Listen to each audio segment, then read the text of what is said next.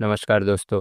आज का जो क्राइम केस मैं आप लोगों के लिए लेकर आया हूँ वो एक ऐसा क्राइम है जो इंसानी दिमाग के सबसे डरावने कोने को उजागर करता है। इस केस में क्राइम करने वाले क्रिमिनल का दिमाग इतना ज़्यादा शार्प था कि उसे सुनकर आप भी हैरान रह जाएंगे। ये केस है इटावा उत्तर प्रदेश का, जहाँ एक आदमी ने अपने परिवार के खिलाफ एक ऐसी प्लानिंग की जो सुनने वालों के रोंगटे खड़े कर देती है। एक हस्बैंड ने अपनी वाइफ और 3 मासूम बच्चों की जान ले ली और फिर खुद अपनी जान लेने की कोशिश की। लेकिन बात सिर्फ यहीं ख़त्म नहीं होती है। ये कहानी है गुस्से की, प्यार की और लालच की। मैं दावा कर सकता हूँ कि इस कहानी को पूरा सुनने के बाद जब आप लोगों को पता चलेगा कि असल में आरोपी कौन है तो आपके भी होश उड़ जाएंगे। एक बार फिर से आप सभी का स्वागत है क्रिमिनल आईक्यू में। रात के करीब 8 बजे का वक्त था। दिन था मंडे 11 नवंबर 2024। इटावा के रेलवे स्टेशन के पास एक आदमी रेलवे ट्रैक पर लेटा हुआ था। उस आदमी का नाम था मुकेश, जो पहले एक सोने का व्यापारी था। वंदे भारत ट्रेन अपने डेली रूटीन की तरह उसी ट्रैक पर आ रही थी। वो आदमी उस ट्रेन के नीचे आकर अपने जीवन का अंत करने की कोशिश कर रहा था, लेकिन किस्मत से उस ट्रेन के ड्राइवर की नज़र उस पर पड़ती है और ब्रेक लगाने के बाद ट्रेन रुक जाती है। उसके बाद पुलिस को कॉल किया गया और मुकेश को वहाँ से उठाकर थाने ले जाया गया। थाने में मुकेश का पहला स्टेटमेंट था, मैं अपने परिवार को मार चुका हूँ और अब खुद को भी ख़त्म करना चाहता हूँ, अब मुझे भी मार दो। पुलिस ने जब ये सुना तो उसके पैरों के नीचे से ज़मीन ही खिसक गई। उन्होंने तुरंत ही उसके घर का पता लगाया और वहाँ पहुँच गए। जैसे ही पुलिस मुकेश के घर पर पहुँचती है, दरवाजे पर ऑलरेडी ताला लगा हुआ था। पुलिस ने ताला तोड़कर अंदर जाने का फैसला किया और अंदर का मंजर देखकर पुलिस के भी होश उड़ गए। एक छोटे से कमरे में मुकेश की पत्नी और 3 बच्चों की लाश पड़ी हुई थी।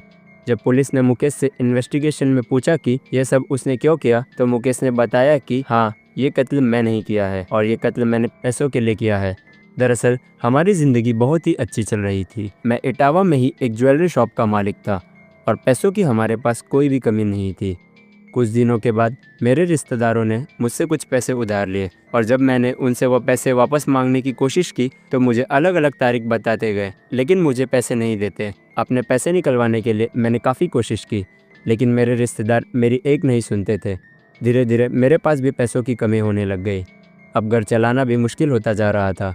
मैंने अपने रिश्तेदारों को इतने पैसे उधार दे दिए थे कि मुझे अपने सोने की दुकान भी बंद करनी पड़ी और एक दिन इन सबसे थक हार कर मैंने फैसला किया कि मैं सुसाइड कर लूँगा। सबसे पहले मैंने अपने ही घर में फांसी लगाने की कोशिश की, लेकिन मेरी पत्नी ने यह सब करता हुआ मुझे देख लिया और मुझे फांसी लगाने से रोक दिया।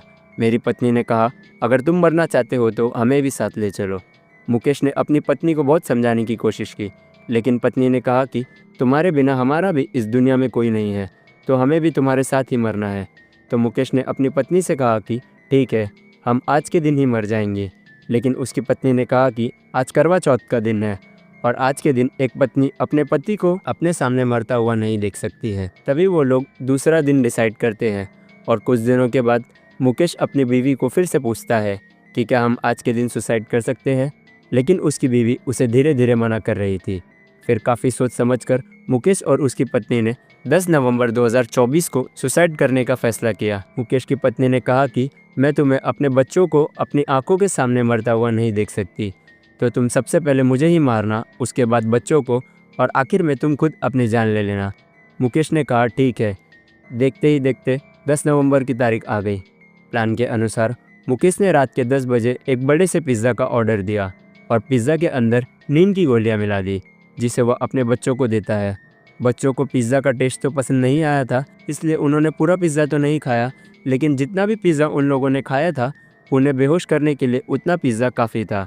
अब मुकेश को अपनी ज़िंदगी का सबसे मुश्किल काम करना था और वह काम था अपने बच्चों की और बीवी की जान लेना। आप लोग खुद एक बार सोचिए कि क्या इंसान अपने परिवार वालों की जान अपने ही हाथों ले सकता है? क्या कोई सिर्फ पैसों के लिए ही अपनी बीवी और बच्चों को अपनी आंखों के सामने तड़पता हुआ देख सकता है? पता नहीं दोस्तों, उस वक्त मुकेश के दिमाग में क्या चल रहा था। सबसे पहले उसने अपनी बीवी को सोने के लिए भेज दिया और जब वह नींद में थी तब उसका गला दबा दिया। देखते ही देखते उसकी बीवी की जान चली गई। उसके बाद मुकेश अपनी सबसे छोटी बेटी को, फिर बड़ी बेटी को और सबसे आखिर में अपने बेटे को मार डाला। यह सब करने के बाद मुकेश ने पूरी रात घर के अंदर लाशों के साथ गुजारी। कुछ देर बाद वह अपनी बीवी के बगल में जाकर बैठता, फिर कुछ समय के बाद अपने बच्चों के पास में जाकर बैठता। कभी वह रोता तो कभी हंसता। शायद वह मेंटली पूरी तरीके से टूट चुका था। देखते ही देखते सुबह हो गई और सुबह मुकेश ने अपने दोस्तों को और रिश्तेदारों को फोन करना शुरू किया। करीब 20 लोगों को उसने कॉल किया और सिर्फ इतना कहा, सब खत्म हो गया है। उसने अपनी बीवी के फ़ोन से सोशल मीडिया पर एक टेक्स्ट भी डाला, मैं हार गया हूँ। उसके बाद मुकेश ने दिन भर शाम होने का इंतज़ार किया और जब रात हुई तो वंदे भारत ट्रेन के नीचे आने की कोशिश की और पुलिस के हाथों पकड़ा गया। अब तक आप लोगों को लग रहा होगा कि मुकेश कितना शरीफ और लाचार इंसान है, लेकिन इस कहानी में एक ट्विस्ट अब भी बाकी है। एक ऐसा ट्विस्ट जो हमें बताता है कि इंसान कब क्या सोच रहा है यह कोई नहीं बता सकता। हमारी आंखों के सामने जो चल रहा है वह झूठ भी हो सकता है और कभी भी कोई भी इंसान हमें धोखा दे सकता है। पुलिस इन्वेस्टिगेशन में पुलिस को पता चला कि मुकेश का स्वाति नाम की शादीशुदा औरत के साथ भी अफेयर था। स्वाति मुकेश की पुरानी जान पहचान वाली थी। मुकेश ने उसके लिए कानपुर में एक ज्वेलरी शॉप भी खुलवा रखी थी। 10 नवंबर की रात स्वाति अपनी बेटी के साथ कानपुर से इटावा आई थी। मुकेश ने उसके लिए ट्रेन की टिकट्स भी बुक करवाई थी और उसे स्टेशन पे पिक करने भी गया था। स्वाति को शुरू से ही पता था कि मुकेश क्या करने वाला है, लेकिन उसने इस बात को छुपाए रखा। यह दोनों नए जीवन की शुरुआत करने की सोच रहे थे। अब तक पुलिस को जो मुकेश विक्टिम लग रहा था, उसी विक्टिम के खिलाफ पुलिस एक ऐसा राज खोलने वाली थी जिसके बारे में मुकेश और स्वाति ने भी शायद कभी नहीं सोचा था। मुकेश के अरेस्ट होने के बाद पुलिस ने स्वाति पर नज़र रखी। कॉल रिकॉर्ड्स और बैंक ट्रांजैक्शन को देखकर यह साफ हो गया कि मुकेश और स्वाति के बीच एक रोमांटिक रिश्ता नहीं बल्कि फाइनेंशियल डिपेंडेंसी भी थी। उसके बाद पुलिस स्वाति को भी क्वेश्चनिंग के लिए बुलाती है। स्वाति ने सबसे पहले तो सारी बातों को जुटलाया, लेकिन जब पुलिस ने उसे अपने तरीके से पूछताछ करना शुरू किया और फ़ोन रिकॉर्ड्स और कानपुर के शॉप के डॉक्यूमेंट दिखाए तो उसने अपना कन्फेशंस कबूल लिया। स्वाति ने कहा, मुझे पता था कि वह अपने परिवार को मारने वाला है, मैं सिर्फ उसकी हेल्प कर रही थी। मुकेश और स्वाति दोनों को अरेस्ट किया गया। मुकेश का कहना था कि उसे अपने परिवार को अपनी मर्जी से मारा है और स्वाति का इसमें कोई हाथ नहीं है, लेकिन पुलिस को यह भी मालूम पड़ा कि मुकेश अपने गिल्ट को कम करने के लिए यह बातें बता रहा है।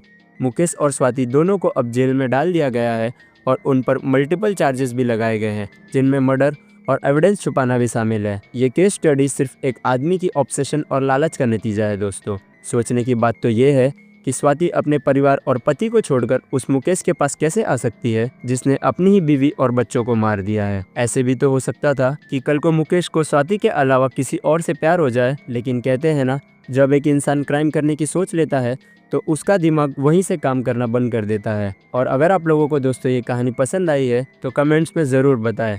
आप लोग इस वीडियो को ज़्यादा से ज़्यादा लाइक करके शेयर करें ताकि ये वीडियो ज़्यादा लोगों के पास पहुँचे और कोई भी अपनी ज़िंदगी में क्राइम करने की कभी भी ना सोचे। और अगर आप लोगों को ऐसी ही क्राइम और केस स्टडीज़ पसंद है तो क्रिमिनल IQ चैनल को सब्सक्राइब करना ना भूलें। मैं मिलता हूँ आपसे अगले वीडियो में एक नए केस के साथ। तब तक के लिए अपना ढेर सारा ख्याल रखिए। धन्यवाद, नमस्कार, जय हिंद।